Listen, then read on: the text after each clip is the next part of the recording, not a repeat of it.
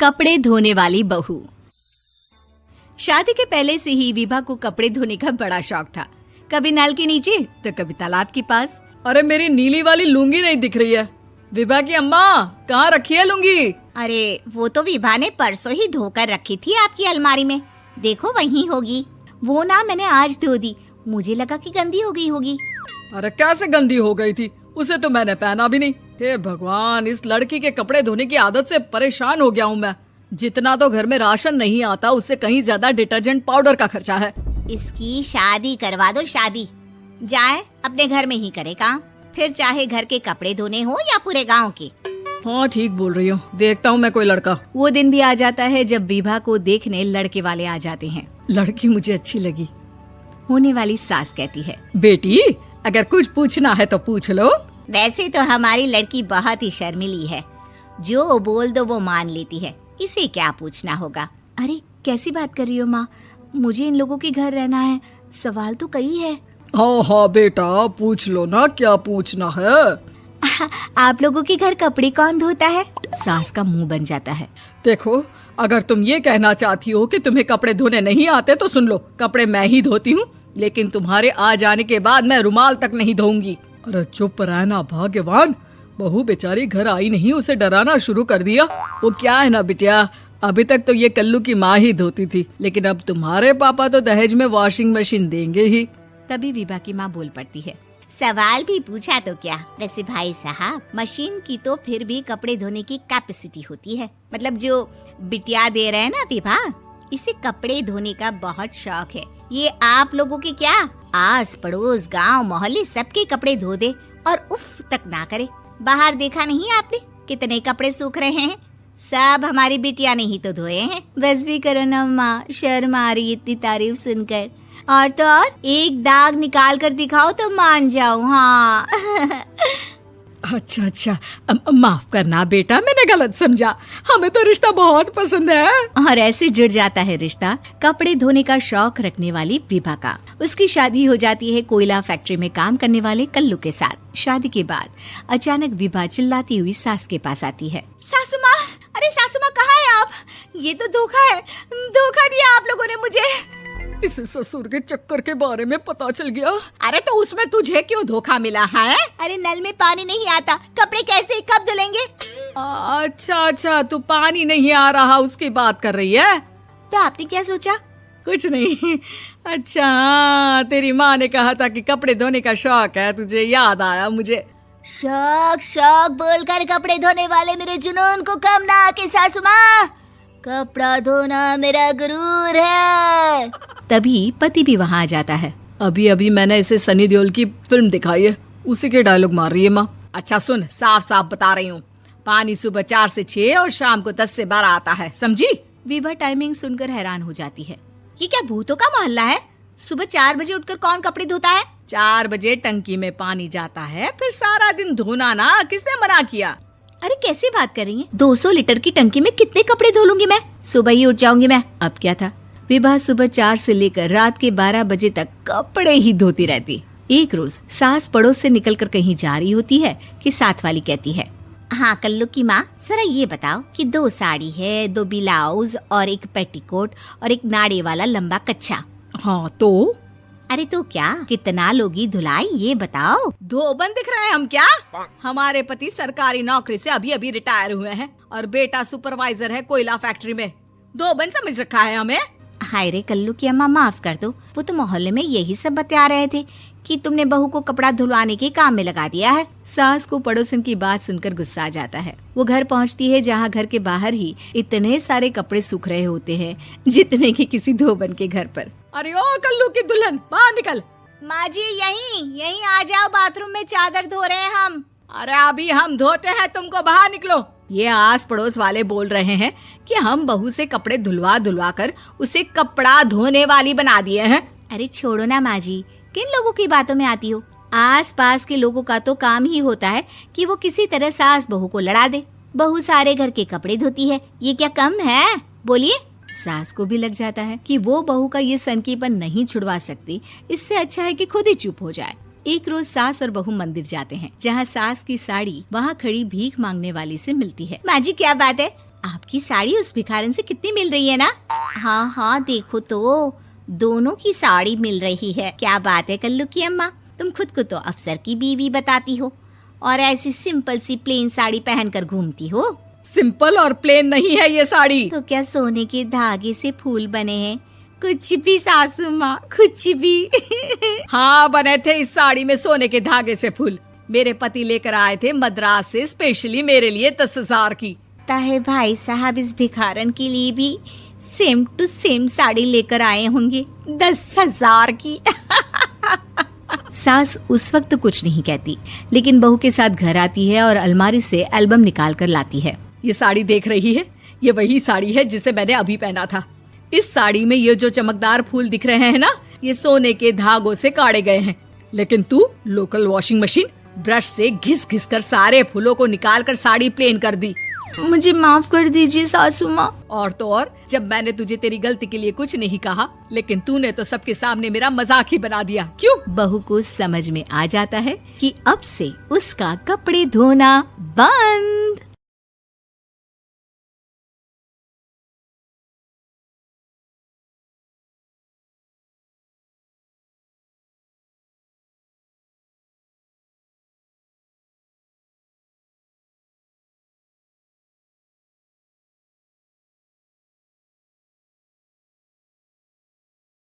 पीले दांत वाली बहू।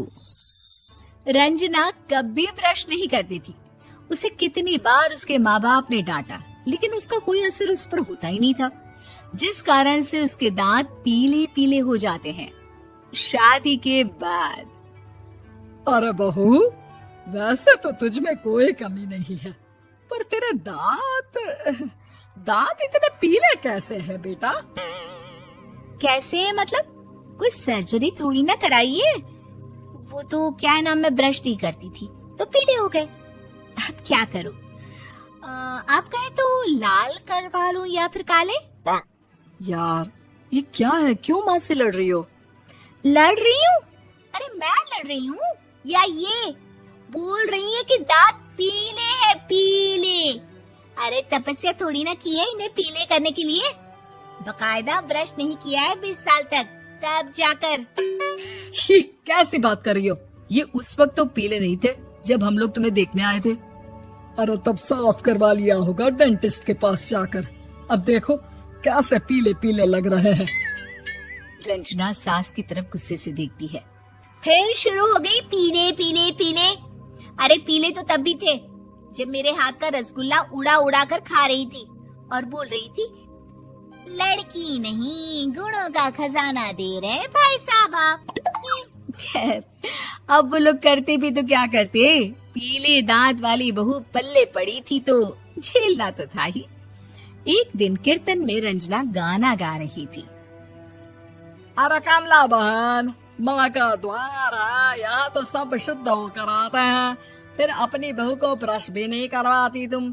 दूर से पीले पीले दांत भक्ति में बाधा उत्पन्न कर रहे हैं। और कोई 2 साल के बच्चे थोड़ी ना लेकर आई हूँ मैं बहू बनाकर। अच्छी खासी लड़की है, अरे कैसे करवाऊं ब्रश? ये तो उसे खुद करना चाहिए ना। अब माँ बाप तो इसके जैसे तैसे निपटा दिए, ये नहीं सोचा कि सास कैसे संभालेगी। सास बहू को लेकर घर आ जाती है, लेकिन सोच लेती है कि अब इसे लेकर कहीं नहीं जाएगी। अगले रोज बहू कहती है, अरे क्या हो गया, मंदिर नहीं जाना क्या?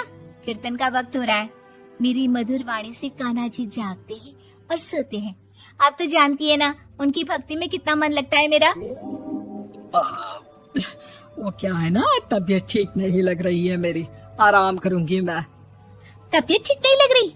अभी तो मिथुन के गाने पर नाच रही थी आप, और अब बोल रही है कि तबीयत ठीक नहीं लग रही। अरे भक्ति में मन लगा लो सासू माँ, ऊपर जाना है, क्या मुंह दिखाओगी आप? हाँ? सास को बहू की बात पर गुस्सा आ जाता है। मैं क्या मुंह दिखाऊंगी, इसकी चिंता तो ना कर, समझी? अपने मुंह की चिंता कर, जो ये पीले पीले दांत लेकर हर जगह पहुंच जाती है। पता है लोग कितना मजाक बनाते हैं। ना जी ना, मैं नहीं जाना कहीं तेरे साथ। तो ये बात है। कोई ना, मत जाओ, मैं अपने कमरे में ही बैठकर भक्ति कर लूंगी। ऊपर वाला दांत थोड़ी ना देखता है, मन देखता है। भावना दिखता है और अरे बस बस, तू सब कुछ दिखा, बस ये सफेद चमकदार दांत ना दिखाना किसी को, है? जा यहाँ से। बहू को सास की बात का कोई फर्क नहीं पड़ता। वो तो जैसी थी वैसी ही रह जाती है।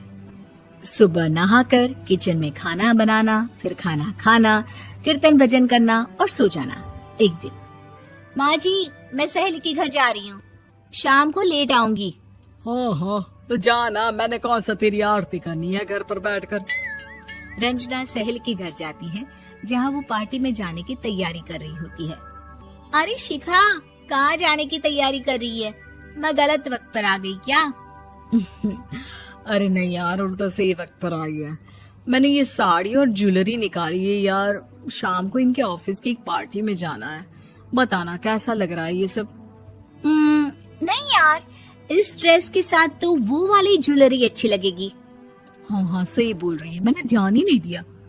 वैसे तो हमेशा से मस्त फैशन सेंस रखती है। तो बड़ा जाती होगी ना पति के साथ पार्टी में। रंजना कुछ नहीं बोलती, बस सोचती है कि यार काश ये बात सही हो जाती, पर मैं क्यों नहीं जाती पार्टी में?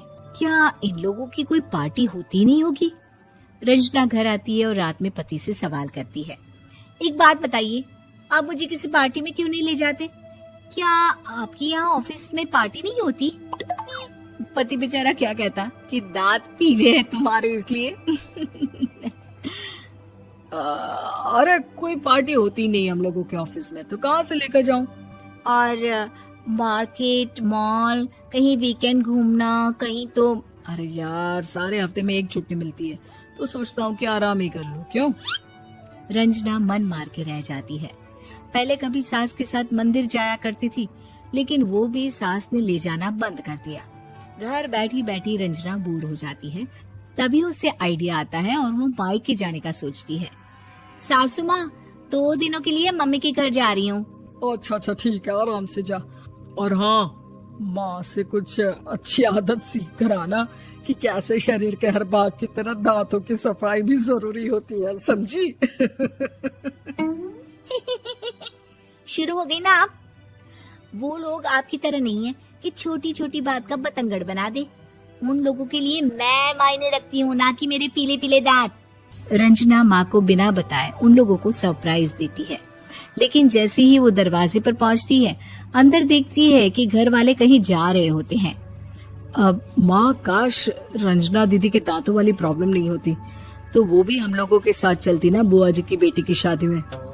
हाँ बेटा, लेकिन अब उसे कौन समझाए कि उसको उसके पीले दांत नहीं दिखते, लेकिन उसके आसपास के लोगों को कितना एम्बैरेसिंग फील कराते हैं। मुझे तो कितनी बार उसके स्कूल की टीचर ने शिकायत की कि उसके साथ कोई लड़की बैठना भी नहीं चाहती, और ना ही कॉलेज में कोई उससे बात करना चाहता था। लेकिन पता नहीं क्यों उसे ये बात समझ में ही नहीं आती। कोई कमी नहीं है उस लड़की में, बस यही कि दांत पीले हैं। वो तो भला हो जीजा जी और उनकी माँ का, जो दीदी को जैसी है वैसे ही रखा हुआ है। रंजना को अपने घर वालों की बात सुनकर बहुत दुख होता है। वो सोचती है कि वो क्या करे, लेकिन फिर वो सीधा डेंटिस्ट के पास जाती है, अपने दांत चमकाती है और कसम खाती है कि वो रोज ब्रश करेगी। अरे क्या हो गया? तुम तो 2 दिनों के लिए गई थी ना, पर कोई ना, अच्छा है, चलो आ गई तो। रंजना सास के सामने आकर खड़ी हो जाती है और पूरी स्माइल करती है, उसके चमकदार दांतों को दिखाती हुई। हैं? चले मंदिर? माँ, मुझे माफ कर दीजिए, मैंने आप लोगों को बहुत एम्बैरेसिंग फील करवाया। मैं आज से रोज ब्रश करूंगी।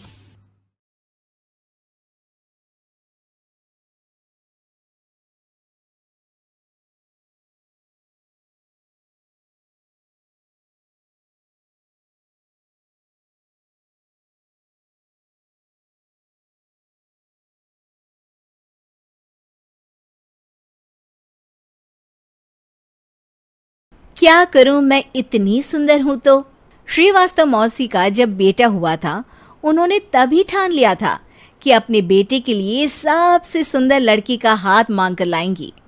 श्रीवास्तव मौसी को भी बचपन से हीरोइन बन के रहने का बड़ा शौक था, तो बहू भी उनको हीरोइन जैसी ही चाहिए थी। एक दिन उन्होंने मिस गाजियाबाद डिम्पल से उसकी शादी करवा दी। यहाँ बस एक ही दिक्कत थी, डिम्पल को फेस मास्क बनाना तो आता था पर आटा गूंथना नहीं आता था। बातें तो पक्की पक्की करती थी पर रोटियां कच्ची पक्की बनाती थी। कमला बहन, मानना पड़ेगा, आप शहर की सबसे सुंदर लड़की को ब्याह कर ले आई है अपने बेटे के लिए। अब इसमें हमने तो कुछ नहीं किया भाई साहब, सब ऊपर वाले की कृपा है। जी जी, तो क्या क्या कर लेती है आपकी बहू? सब कुछ। जाओ बेटा डिम्पल, शर्मा जी के लिए थोड़ा नाश्ता पानी बना लाओ। डिम्पल नजदीक जाकर श्रीवास्तव मौसी के कान में फुसफुसाती है। मम्मी जी, नाश्ता बनाना तो नहीं आता, सिर्फ पानी ले आओ। अरे बेटा, तुझे देखने कितने लोग आए हैं, इन सबको पानी पिलाने का ही इरादा है क्या? सुंदर हूँ इसलिए देखने आए हैं। क्या करूँ, मैं इतनी सुंदर हूँ तो आप ही बताओ ना, क्या करूँ मैं? अरे बेटा, कुछ मत कर, खाना बनाना सीख ले बस। श्रीवास्तव मौसी के लिस्ट में सुंदरता सबसे ऊपर आती थी और उन्हें उसी का फल मिला। उनके बेटे अशोक ने एक दिन माँ से शिकायत की। माँ, कैसी बहू ढूंढ कर लाई हो? मैं शाम को थक हार कर घर लौटता हूँ तो मुझे कहती है, आज पेडिक्योर करना है, करवा दोगे? अरे जबकि दिन भर काम करके पाँव मेरे थके थे। अरे बेटा ठीक है ना, धीरे धीरे सीख जाएगी। अरे क्या सीख जाएगी माँ, उससे कुछ भी नहीं आता। हफ्ते भर का शेड्यूल बना लिया है उसने, पेडिक्योर, हेड मसाज, मुल्तानी मिट्टी का ये वो, अरे पता नहीं क्या क्या। अरे मुझे तो नाम भी नहीं आते। देख बेटा, खाना बनाना, सब्जी काटना, ये सब सीखा जा सकता है पर सुंदरता नहीं सीखी जा सकती। इतनी सुंदर बहू मिली है फिर भी तू खुश नहीं है, कैसा बेटा है तू? श्रीवास्तव मौसी का मानना था कि समय रहते बहू सब सीख जाएगी, पर मिस गाजियाबाद से शादी कराने के बाद घर का जो नाम हुआ है वो जरूरी है। अरे सबकी बहू खाना बना लेती है, हमारे घर में तो काम वाली दीदी भी है, पर हमारे घर में जितनी सुंदर बहू है ना, उतनी किसी के घर में नहीं। ऐसा श्रीवास्तव मौसी सबको कहती रहती। फिर एक दिन वो हो गया जो नहीं होना चाहिए था। डिम्पल को पिंपल हो गया। डिम्पल घर में छुपी बैठी थी, पर ऐसी खबर छिपती कहाँ है। शर्मा जी घर में अपने बेटी की शादी का न्योता देने आए तो उन्होंने पूछ लिया, अरे आज आपकी बहू नहीं दिख रही? हाँ, वो ना थोड़ा काम में बिजी है, आती ही होगी। और इतने में डिम्पल सही में किसी काम से वहां आ जाती है। बस शर्मा जी की नजर पड़ जाती है डिम्पल के पिंपल पर, जो उन्हें चांद पे दाग जैसा लगता है। पूरे शहर में बात फैल जाती है कि डिम्पल को पिंपल हो गया है। ये दिक्कत काफी गंभीर थी और श्रीवास्तव मौसी को पता था कि अगर ऐसा चलता रहा तो उन्होंने जो हासिल किया था सब मिट्टी में मिल जाएगा। उन्होंने फट से डिम्पल को अपने कमरे में बुलाया। अरे बेटा, शर्मा जी के बेटे की शादी 1 हफ्ते में ही है, हमें उससे पहले ही तुझे वापस सुंदर बनाना पड़ेगा। तू बता, तुझे मेकअप के लिए क्या क्या चाहिए? डिम्पल की दी गई लिस्ट का सामान श्रीवास्तव मौसी शाम को ही ले आती है और उसके बाद शुरू होता है डिम्पल का मेकओवर। 1 हफ्ते में सारे क्रीम्स पाउडर टेस्ट हो चुके हैं और डिम्पल और श्रीवास्तव मौसी रेडी हो जाते हैं शर्मा जी के बेटे की शादी के लिए। शादी के दिन डिम्पल बहुत सुंदर लग रही थी। श्रीवास्तव मौसी को उम्मीद थी कि बस अब तो हर जगह वो और डिम्पल ही छाए रहेंगे, चाहे शादी किसी की भी हो। पर जब वो शादी में पहुंचते हैं तो उन्हें बाहर शर्मा जी लोगों का स्वागत करते मिलते हैं। अरे कमला जी, सही समय पर आई हैं, आप ही का इंतजार था। हमने भी हमारे बेटे के लिए मिस अहमदाबाद ढूंढी है।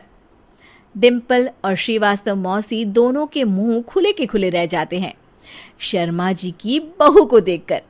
वो तो डिम्पल से भी ज्यादा सुंदर थी।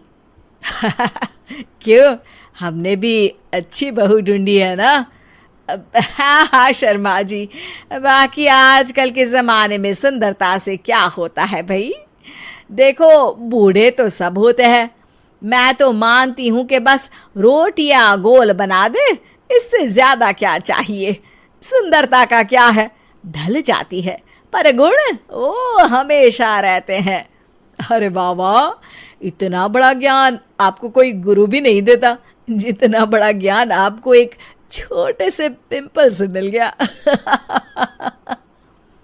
अगले दिन जब अशोक डिम्पल से बात कर रहा होता है, कल शादी में मिस अहमदाबाद के बाद सब मिस गाजियाबाद यानी तुमको ही देख रहे थे।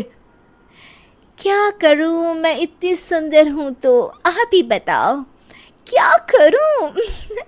क्या करूं मैं तो कहती हूं कि घर का कोई काम कर या फिर बाहर अपने लिए कोई काम ढूंढ ले। है क्या कहा माँ जी? हाँ जी, सुंदरता का क्या है, कल तूने मिस अहमदाबाद से मात खाई, आगे कोई मिस हैदराबाद आ जाएगी या मिस फैजादाबाद आ जाएगी, इसलिए काम पर ध्यान दो। हाँ।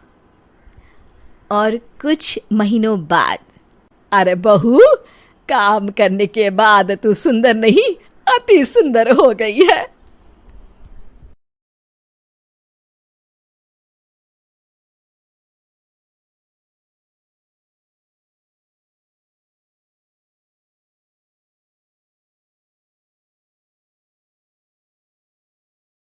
तीन दामाद की सास पार्ट 2।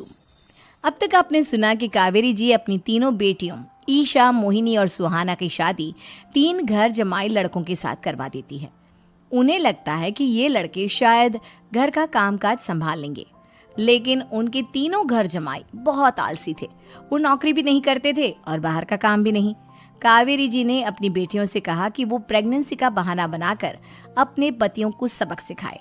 अब सुनिए आगे। मम्मी, आपने जैसा कहा था हमने वैसा ही किया, लेकिन देखिए ना, विवेक का हाल तो वैसा का वैसा ही है। घर में ना सुबह का नाश्ता बनता है और ना खाना। नौकरी पर जाने की बात करूं तो खाने को दौड़ते हैं मुझे। हाँ मम्मी, मैंने भी सुमित को कितनी बार कहा कि अगर नौकरी नहीं करनी तो कोई छोटी सी दुकान ही खोल लो, घर का खर्चा कैसे चलेगा। देखो दोपहर के 12 बजने आए और जनाब अभी तक सो रहे हैं। हाँ मम्मी, ईशा और सुहाना ठीक कहती हैं। अविनाश का भी यही हाल है। जब मैंने अपनी प्रेगनेंसी के बारे में कहा तो मुझसे कहने लगा, अरे दूसरी लड़कियां तो 9-9 महीने तक नौकरी करती है, बस डिलीवरी के टाइम छुट्टी लेती है। मोहिनी, तुम भी नौकरी करो। अब मुझे कहाँ नौकरी मिलेगी। मम्मी बताओ अब मैं क्या करूं। हे भगवान, क्या सोचकर घर जमाई दामाद लाई थी मैं कि मेरी बेटियां मेरे पास रहेंगी और खुश रहेंगी, लेकिन इन आलसी दामादों ने तो हमारी जिंदगी को भी प्रॉब्लम में डाल दिया है। मैं तो कहती हूँ मम्मी, हम लोग वापस अपनी जॉब पर जाना शुरू कर देते हैं। बता देते हैं इन लोगों को कि हमने प्रेगनेंसी का बहाना किया है। नहीं नहीं बेटा, ऐसी गलती भी मत करना। अगर तुमने ऐसा किया तो इन तीनों की आदत और ख़राब हो जाएगी। अरे आज नहीं तो कल कभी तो तुम प्रेग्नेंट होगी, तब वापस यही प्रॉब्लम आएगी, तब क्या करोगी तुम तीनों। हाँ मम्मी, आपकी बात तो बिल्कुल सही है। इन लोगों को तो सुधारना ही पड़ेगा। लेकिन कैसे? अपने बच्चों के आने की खबर सुनकर भी इन लोगों पर कोई असर नहीं हो रहा। पैसे कमाने के लिए घर से बाहर निकलना ही नहीं चाहते ये तीनों। अब मेरे दिमाग में एक प्लान आया है, तुम तीनों चिंता मत करो। उन तीनों को बुलाओ, फिर मैं बात करती हूँ। थोड़ी देर बाद कावेरी जी अपने तीनों दामादों को सामने बुलाकर अपनी बात कहना शुरू करती हैं। अविनाश, सुमित और विवेक, देखो बेटा, मैं ना तुम तीनों से बड़ा प्यार करती हूँ, इसीलिए तो तुम्हें घर जमाई बना कर रखा है मैंने। अरे मम्मी जी, सीधे सीधे कहिए ना, क्या बात है। प्यार तो हम भी आपको बहुत करते हैं। अरे मम्मी जी, आपकी इज्जत भी बहुत करते हैं। अरे भाई, आपके जैसी सास और कमाने वाली बीवी सबको मिलती है क्या? हाँ मम्मी, विवेक और सुमित ठीक कह रहे हैं। आपकी बेटी से शादी करके मेरी तो जिंदगी ही अच्छी हो गई है। जानती हूँ मैं, और ये भी जानती हूँ कि तुम तीनों अपने अपनी बीवियों से बहुत प्यार करते हो। बेटा, बात ऐसी है कि हमारे कुल गुरु ने कहा है कि प्रेग्नेंट होने के बाद मेरी तीनों बेटियां शुरू के 4 महीने हमारे गांव में जाकर रहेगी, जहां मेरे चाचा जी रहते हैं। अरे लेकिन क्यों मम्मी, गांव में जाकर रहने की क्या ज़रूरत है इन तीनों को। वो क्या है ना बेटा, हमारे परिवार को एक श्राप है। अगर मेरी बेटियों ने यहाँ पर बच्चा पैदा करने की कोशिश की तो उनके बच्चों को कुछ भी हो सकता है। इसलिए अब से लेकर 4 महीने पूरे होने तक इन्हें गांव वाले घर में रहना पड़ेगा। हाँ तो इसमें प्रॉब्लम क्या है मम्मी जी, हम भी वहाँ जाकर रहेंगे, पिकनिक मनाएंगे। अरे भाई बीवी जहाँ हम भी वहाँ। हाँ यार, आइडिया तो बहुत अच्छा है। शहर की ज़िंदगी में रह रहकर परेशान हो चुके हैं, अब कुछ दिन गांव में बिताएंगे। तुम लोग समझने की कोशिश क्यों नहीं करते? तुम में से कोई भी वहाँ नहीं जा सकता और मैं यहाँ रहूँगी ना तुम तीनों के साथ। 4 महीने की तो बात है, उसके बाद ये तीनों ही लौट कर आ जाएंगी। ठीक है मम्मी जी, अब हमारे बच्चों का सवाल है तो ये तो करना ही पड़ेगा। कावेरी अपनी तीनों बेटियों को कुछ दिन के लिए घर से बाहर कहीं दूसरे शहर में रहने के लिए भेज देती है। कुछ दिनों के बाद, अरे मम्मी जी बहुत दिन से पिज्ज़ा नहीं खाया, मंगवाइए ना। क्या बताऊं बेटा, पहले तो बेटियां खर्चा दे देती थी क्योंकि उनकी नौकरी थी, लेकिन अब तो मेरे पास पैसे ही नहीं बचे। थोड़े बहुत पैसे हैं जो बच्चों की डिलीवरी में काम आएंगे। लेकिन मम्मी जी, आपकी बेटियों को वापस आने में तो अभी बहुत वक्त बाकी है। वही सोच सोच कर परेशान हो रही हूँ। सोच रही हूँ कल से दूध भी बंद करवा देती हूँ। अब दूध वाले को देने के लिए पैसे भी तो नहीं है ना। अरे नहीं नहीं मम्मी जी, अगर दूध भी बंद करवा दोगी तो मुझे चाय कहाँ से मिलेगी, और चाय के बिना मैं तो मर ही जाऊंगा। क्या करूं बेटा, इसके अलावा हमारे पास कोई ऑप्शन नहीं है। मेरे पास पैसे ही नहीं बचे। इस तरह कावेरी जी धीरे धीरे अपने तीनों दामादों को पैसे देना बंद कर देती हैं और घर में खाने पीने की चीजें लाना भी बंद कर देती है। अब वो तीनों बुरी तरह से परेशान होने लगे थे और इसलिए एक दिन तीनों प्लान करके घर से बाहर निकलते हैं और बाजार में जाने के बाद, यार अच्छा खाना खाए हुए कितने दिन हो गए, पता नहीं कब अच्छा खाना मिलेगा। हमारी बीवियों के जाने के बाद तो हमारी हालत भिखारियों जैसी हो गई है यार। कुछ भी हो, मुझे तो आज पिज्ज़ा खाना ही खाना है। जेब में 1 रुपया नहीं और पिज्ज़ा खाएगा, कहाँ से आएंगे पैसे? अरे देख वहाँ सामने बोर्ड पर क्या लिखा हुआ है, कंप्यूटर पर काम करने के लिए एक आदमी की आवश्यकता है। भाई मैं तो जा रहा हूँ, काम करूँगा और शाम तक पैसे लाकर आराम से पिज्ज़ा खाऊंगा। जा जा, तुझे कोई काम नहीं देने वाला, हम तो घर जा रहे हैं। चल भाई सुमित। सुमित और अविनाश वहाँ से चले जाते हैं और विवेक उस कंप्यूटर शॉप पर सारा दिन काम करके 5,000 रुपये कमा कर घर लौट कर आता है और अपने खाने के लिए अच्छी अच्छी चीज़ें भी लेकर आता है। ये देखकर विवेक और सुमित के दिल में भी कुछ पैसे कमाने की इच्छा जागती है। अरे सुबह सुबह कहाँ चल दी है तुम? मम्मी जी एक बहुत अच्छी जगह मिली है, कंप्यूटर पर काम करने के 5,000 मिले थे कल मुझे। अगर रोज काम करूंगा तो पूरे 40,000 की तनख्वाह। अरे वाह, ये तो बहुत अच्छी बात है दामाद जी, आपको जाना ही चाहिए। सुमित और अविनाश विवेक को इस तरह तरक्की करते देखकर परेशान हो जाते हैं और वो दोनों भी काम की तलाश में निकल पड़ते हैं। धीरे धीरे उन दोनों को भी काम मिल जाता है। अब कावेरी के तीनों दामाद छोटी मोटी नौकरी करके अच्छा पैसा कमाने लगे थे। एक दिन कावेरी उन्हें अपने पास बुलाती है। अरे वाह, विवेक 40,000 कमा लेता है, अविनाश 60,000 और सुमित तुम भी 40,000 के आसपास कमा ही लेते हो। कुल मिलाकर तुम अच्छे खासे पैसे कमा रहे हो बेटा। हाँ मम्मी जी, बहुत मजा आता है जब महीने के एंड में मोटी रकम हाथ में आती है। पूछिए मत मम्मी जी, घर में रहकर रोटी बना बना कर औरतों जैसा महसूस होने लगा था मुझे तो। हाँ बेटा, तुम तीनों की बात तो बिल्कुल ठीक है। और जानते हो, अब तुम तीनों की पत्नियां भी वापस लौट कर आने वाली है। लेकिन मम्मी जी अभी तो उन्हें गए सिर्फ 2 महीने हुए हैं, आपने तो कहा था वो 4 महीने के बाद लौट कर आएंगी। ऐसा कुछ नहीं है बेटा, मैं सिर्फ तुम तीनों को सबक सिखाना चाहती थी कि आदमी घर में बैठकर बीवी की कमाई खाता हुआ अच्छा नहीं लगता। इस दुनिया में हर इंसान को मेहनत करनी चाहिए, काम करना चाहिए, चाहे वो औरत हो या आदमी, ताकि अपने परिवार को संभाल सके। कावेरी की बात सुनकर उन तीनों को अपनी गलती का एहसास होता है और कावेरी उन्हें सच बता देती है कि ईशा, सुहाना और मोहिनी शहर में ही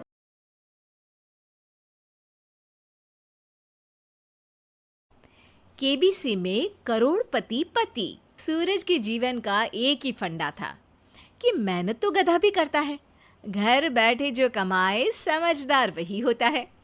इसीलिए उसने कभी नौकरी ही नहीं ढूंढी। इस बात से हालांकि उसकी पत्नी शिखा बिल्कुल भी अग्री नहीं करती थी, पर फिर भी सूरज को समझाना बेकार था। टीवी में कैसे बनोगे करोड़पति का ऐड देखकर उसे लगा कि बस अब तो घर बैठे ही वो करोड़पति बन सकता है, और उसके पीछे उसने अपने सारे सोर्सेस एक्टिव कर दिए। 2 हफ्ते में उसके कलीग के साले के पड़ोसी के बेटे का सोर्स निकलता है जो कि उसे शो में पहुंचा सकता है, और सूरज उससे मिलने चला जाता है। अच्छा, तो हमें मुकेश जी बता रहे थे कि आप हमें शो में पहुंचा सकते हैं। हाँ, उसमें कोई तकलीफ नहीं है। मैं कल अगर कोशिश करूँ तो इसी महीने में आपका नंबर आ जाएगा। अरे ये तो बहुत बढ़िया हो गया। अच्छा, वो सिलेबस और क्वेश्चन पेपर का कोई जुगाड़ है क्या? उसका तो कोई जुगाड़ नहीं है। तो वो वाकई में कुछ भी पूछ सकते हैं? हाँ, वो तो बच्चन जी पर है, जो पढ़ते हैं वो पूछ लेते हैं। पहली कोशिश फेल होने पर अब सूरज के सामने एक बहुत बड़ा सवाल था कि आखिर जवाब कहाँ से लाए। तब शिखा ने एक सजेशन दिया, क्यों ना सूरज अपने चचेरे भाई सुमित से मदद मांगे, जो कि यूपीएससी की तैयारी कर रहा था। हालांकि इतनी मेहनत करना सूरज को समझ में नहीं आता था, पर कोई और रास्ता ना मिलने पर वो आखिर सुमित से बात करता है। अरे सुमित, हमारा कैसे बनोगे करोड़पति के लिए सिलेक्शन होने वाला है। तुम हमें थोड़े चिट बनाने में मदद करोगे क्या? अरे भैया, चिट बनाए तो सालों हो गए, उसमें हमारा एक्सपर्टीज नहीं है, बल्कि आप बोलो तो हम आपकी पढ़ने में ज़रूर मदद कर सकते हैं। हट, कैसी अनाप शराब बातें कर रहा है तू। सूरज ने सुमित को मना तो कर दिया था, पर तैयारी करने के सिवाय कोई चारा उसे दिख भी नहीं रहा था, खासकर जब 12 के पेपर लीक करने के एक्सपर्ट शुक्ला जो भी हाथ जोड़ लेते हैं। आखिर सूरज को सुमित के पास जाना ही पड़ा, और उसने सुमित और शिखा से वादा किया कि वो बहुत मेहनत करेगा। 1 महीने की तैयारी के बाद फाइनल हुआ कि शो से 1 हफ्ते पहले एक ट्रायल खेला जाएगा, जहां पर सारे रिश्तेदार ऑडियंस की जगह पर होंगे और शिखा सवाल पूछेगी। दूर दराज से भी रिश्तेदार आकर हाजिर हो गए देखने कि आखिर कैसे बनेगा सुमित करोड़पति। सब कुछ सेट था, और इतने में सूरज आकर अपना स्पीच देता है। ये 1 महीना मेरे लिए आसान नहीं था, पर अपने भाई सुमित और अपनी पत्नी शिखा की मदद से मैं इतनी दूर पहुंच पाया हूँ। मेरे मम्मी पापा के आशीर्वाद ने भी बहुत साथ दिया है मेरा। मैं उम्मीद करता हूँ कि आज के शो में आप लोगों को बहुत मज़ा आएगा। साक्षी पहला सवाल पूछती है और पूरे कमरे में सन्नाटा छा जाता है। इंडिया में कितने स्टेट्स हैं? 3, सॉलिड, लिक्विड और गैस। अरे रुकिए, तो ऑप्शंस तो देने दीजिए। इतने में 5वीं कक्षा का चिंटू बोल उठता है। अरे क्या मामा, आप तो पहले सवाल पर ही आउट हो गए। अरे बेटा, पहला सवाल तो ट्रायल होता है ना। अरे तुम अब देखना। देखने जैसी बात तो थी ही। सूरज को इतना शांत किसी ने नहीं देखा था। कभी कभी तो लगता था मानो सूरज आंख खोलकर ही सो गया हो। मामा जल्दी करो प्लीज, कल सुबह पनवेल भी तो निकलना है। अरे हट, कंसंट्रेट करने दे मुझे। 3 सवाल में 3 लाइफलाइन खत्म हो चुकी थी, और अब चौथे सवाल पर भी सूरज का मौन नहीं टूटा। पर सूरज अभी भी हार मानने को तैयार नहीं था। उधर हर कोई सूरज को छोड़ सुमित को देख रहे थे। आखिर सुमित ने ही तो पढ़ाया था सूरज को। गजब बेइज्जती है यार। अरे बेटा, तो बाप का, दादा का, भाई का, सबका नाम बुड़वाएगा। अरे 3 लाइफलाइन ले ली तो भी तेरा कुछ नहीं होना है। अरे कोई इतनी बात करता है क्या शो पर? अरे बेटा, शो पर तेरे जैसे भी तो नहीं आते ना। सूरज की ये जंग आखिर 1 घंटे बाद 5वें सवाल पर खत्म हो गई, जब उसने इंडिया के नेशनल बर्ड का नाम कहा, कौवा। अरे बेटा, मजा तो बहुत आया, बस थोड़ा टाइम पर खत्म होता तो आनंद भी आ जाता। ताने बारिश के बूंदों की तरह बरस रहे थे, और सूरज को भी समझ आ रहा था कि ये करोड़पति बनना शायद उसके बस के बाहर की बात है। पर वो आखिर ये बात मान कैसे लेता? वो सख्त लौंडा जो ठहरा, उसने सोचा कि बेइज्जती तो हो ही चुकी है, पर अगर मैं हार नहीं मानूं तो शायद कुछ हो सकता है। शिखा, तुम देखना, असली शो में आग लगा दूंगा, आग। करोड़पति बनूंगा मैं। हाँ, सब्जियां खत्म हो गई है घर पे, ले आओ। पहले पति बन जाओ, फिर करोड़पति बनना। अरे गजब बेइज्जती है यार। बेटा, अभी तो घर पर ही हुई है, 1 हफ्ते में तो तुम देश के सामने करवा कर आओगे। वैसे जब टीवी पर जाओ ना तो बस अपने मम्मी का ही नाम लेना, ठीक है? कोई पूछे तो बोलना कि पापा नहीं है मेरे। अरे पढ़ाई की, पेपर निकलवाए, इतने सारे लोगों को खाना खिलवाया, क्या फर्क पड़ा? इसीलिए मैं कहता हूँ कि मेहनत तो गधा भी करता है, घर बैठे जो कमाए वही सिकंदर।